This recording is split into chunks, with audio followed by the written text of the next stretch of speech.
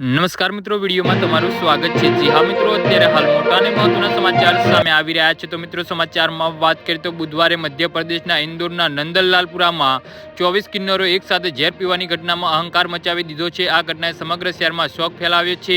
બે મીડિયા કર્મચારીઓ પર દુષ્કર્મ અને જાનથી મારી નાખવાની ધમકીનો આરોપ લગાવવાના થોડા જ કલાક પછી 24 કિન્નરોએ આ ભયાનક પગલું ભર્યું હતું।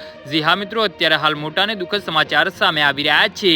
તેને જણાવ્યું હતું કે મે મહિનામાં તેના આશ્રમના ગુરુ સામે કેસ દાખલ કરવામાં આવ્યો હતો। જૂનમાં બે પત્રકારો પંકજ જૈન અને અક્ષય આ બાબતે તેના આશ્રમની મુલાકાતે ગયા હતા। એવો આરોપ છે કે બે પુરુષોએ પહેલા તેને ધમકી આપી હતી, પછી તેની પર દુષ્કર્મ આચરી ધમકી આપી હતી।